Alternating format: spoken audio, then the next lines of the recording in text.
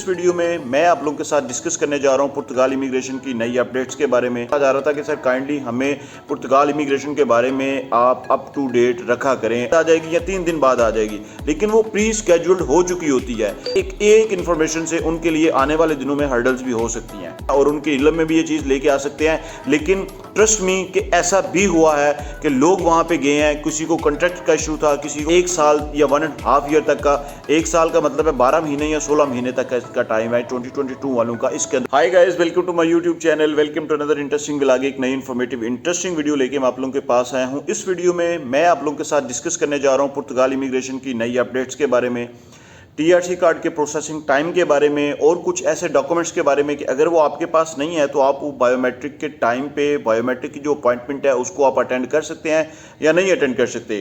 तो जो बायोमेट्रिक का टाइम है वो कितने दिनों के लिए आ रहा है, उसकी जो एक आप अपॉइंटमेंट जो आप लेते हैं बायोमेट्रिक के लिए उसको स्केड्यूल करते हैं, वो कितने दिनों के अंदर अंदर आप कर सकते हैं, वो आप कितने दिनों में आप उसके ऊपर रिस्पॉन्स कर सकते हैं। अपॉइंटमेंट जो आप एक दफ़ा ले लेते हैं इसको अगेन से रीस्केड्यूल कर सकते हैं या नहीं कर सकते।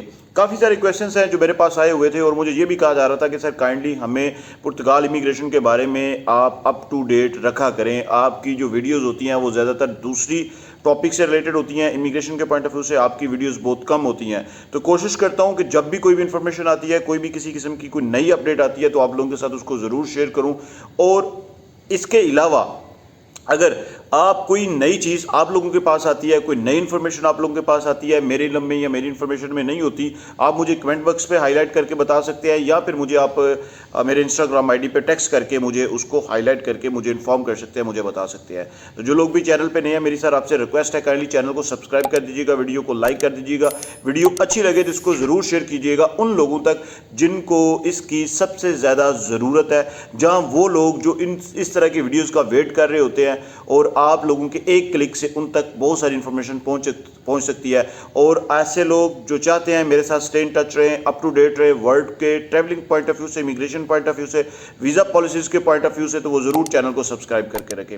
मेरी इंस्टाग्राम आईडी आ रही है, आप मेरी इंस्टाग्राम आईडी से मेरे अकाउंट को फॉलो भी कर सकते हैं, मुझे फॉलो करके मैसेज भी सेंड कर सकते हैं। I will be get back to you with positive and proper response. जो लोग मुझे कहते हैं सर इंस्टाग्राम पर आप रिस्पॉन्स नहीं करते, रिप्लाई नहीं करते, सर अकाउंट को फॉलो किया करें और ऐसा ना किया करें कि आप फॉलो करके मैसेज सेंड करते हैं और उसके बाद आप अनफॉलो कर देते हैं। तो वो जो आपने मैसेज सेंड किया होता है, जब वो मेरे पास अनरिक्वेस्टेड की फॉर्म में मैसेज आ जाता है तो डायरेक्टली मुझे नहीं मिलता। अगर डायरेक्ट मैसेज मिलेगा मैं उसको ज़रूर रिस्पॉन्स करूंगा विद इमीडिएट इफेक्ट।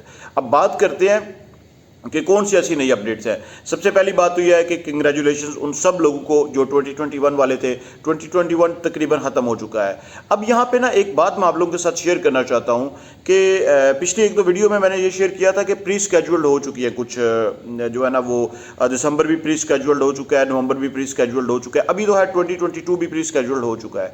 2022 की जो इनिशियल्स जो है ना वो आप कह सकते हैं कि जनवरी की ईमेल्स है वो भी ऑलरेडी प्री स्केड्यूल्ड हो चुकी है। अब प्री स्केड्यूल्ड सर जो वर्ड है इसको पहले थोड़ा सा समझे। प्री स्केड्यूल का क्या मतलब होता है?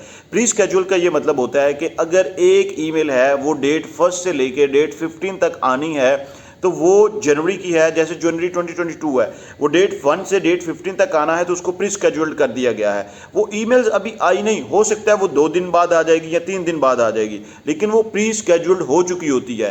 नेक्स्ट स्टेप के अकॉर्डिंग वो ऑलरेडी चीज़ जो है ना सिस्टमेटिकली ऑलरेडी रन कर दी जाती है और आने वाले दिनों में वो चीज़ एक्सपेक्ट की जा सकती है। ये एक चीज़ होती है जिसको हम प्री स्केड्यूल्ड कहते हैं।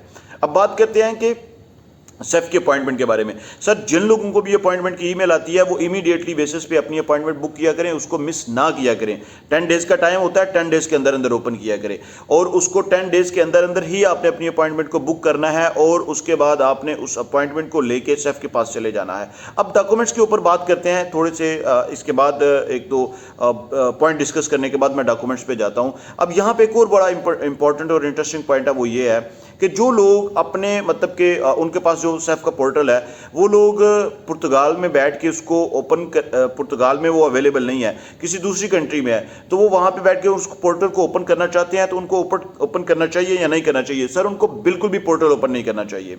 अब ऐसे बहुत से लोग हैं, मेरे पास एग्जाम्पल्स हैं जिनको मैं आपके साथ शेयर कर सकता हूँ कि वो लोग यूके में बैठे हुए थे, और उन्होंने अपनी फाइल लॉक करवाई हुई है, वो यूके में बैठे थे, उनको ईमेल आई, ये 2021 की मैं बात कर रहा हूँ, 2021 अक्टूबर में उनको ईमेल रिसीव हुई। उन्होंने अपना पोर्टल वहाँ पे ओपन किया और उसके ऊपर आ गया था कि आप आउट ऑफ द पुर्तगाल हैं, लिहाजा ये पोर्टल रिस्ट्रिक्टेडली बैन है, इसको ओपन नहीं किया जा सकता।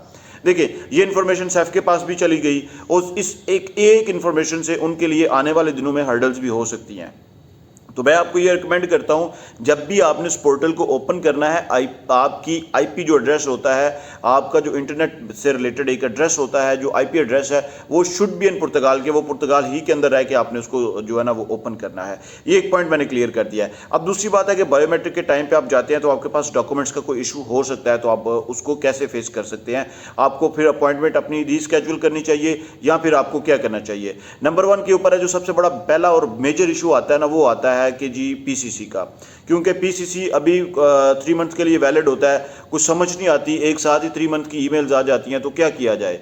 देखिए सर, एक साथ ही 3 मंथ की ईमेल आ जाती हैं, लेकिन उसके बावजूद आपको जो बायोमेट्रिक की डेट मिलती है, जब आप अपॉइंटमेंट बुक करते हैं बायोमेट्रिक के लिए, तो उसमें आपको अच्छा खासा टाइम मिल जाता है। लेकिन चले मान लेते हैं कि वो टाइम भी इनफ नहीं होता, फिर भी क्या करना चाहिए। फिर भी आप जो है वो सबसे पहले उसको प्रोसेस करते हैं। मैंने ऑलरेडी पीसीसी की एक डिटेल बताई है प्रोसेस की कि आपने इसको कैसे प्रोसेस करना है। आप मेरा प्रीवियस ब्लॉग जो है वो पुर्तगाल इमिग्रेशन से रिलेटेड और पीसीसी से रिलेटेड आप उसको देखिएगा जाके, मैंने एक डिटेल प्रोसेस बताया है। उसमें मैंने एक्सप्लेन किया है प्रॉपर्ली कि आपने पीसीसी कैसे ऑन टाइम लेना है। फिर भी अगर सपोज टू भी मान लेते हैं एक टाइम के लिए कि नहीं मिला वो पीसीसी, तो आपको क्या करना चाहिए। आपने ये करना है कि आपके पास जितनी भी डॉक्यूमेंटेशन उस टाइम तक हुई होगी, आपने वो डॉक्यूमेंटेशन लेके आपने वहां पे चले जाना है और सेफ को इस बात का सबूत देना है कि ये जो डॉक्यूमेंट्स हैं ये अंडर प्रोसेस हैं, आने वाले दिनों में इनको कंप्लीट करके आप तक पहुंचाया जा सकता है। तो this is the way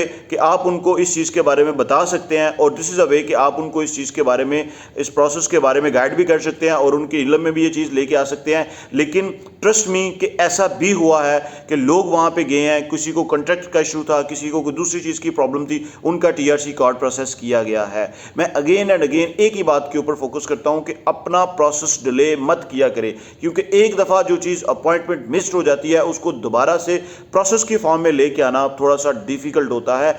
exception her department में होती है, हर जगह के ऊपर होती है और हर चीज़ में होती है।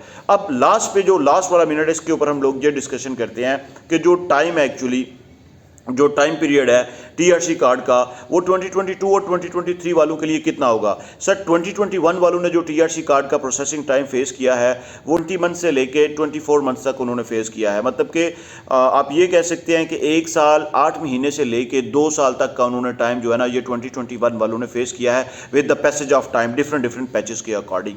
लेकिन ये जो 2022 वाले हैं, इनका जो टीआरसी कार्ड का प्रोसेसिंग टाइम है ये इनका 1 साल या 1.5 ईयर तक का, 1 साल का मतलब है 12 महीने या 16 महीने तक का इसका टाइम है 2022 वालों का। इसके अंदर इनको टीआरसी कार्ड मिल रहा है। अगर वो अपने मंथ को काउंट कर लें, जिस हिसाब से भी उनको ईमेल मिली है, तो वो जहाँ उन्होंने अपनी फाइल लॉक करवाई है, तो यही टाइम उनका बनेगा 12 महीने से लेकर 16 महीनों तक। काफ़ी सारे ये लोग पूछते हैं कि अप्रैल की ईमेल कब आएगी या मई की कब आएगी, जून 2022 की कब आएगी। सर वो इस कैलकुलेशन के अकॉर्डिंग कैलकुलेट करके रखें, प्लस और माइनस जो है ना वो 1.5 मंथ का एक्सपेक्ट किया जा सकता है। 2023 के लिए कौन सा टाइम है, 2023 के लिए जो एक्सपेक्टेड टाइम लाइन है वो है 10 मंथ से लेके 12 मंथ तक और मैक्सिमम 13 मंथ तक।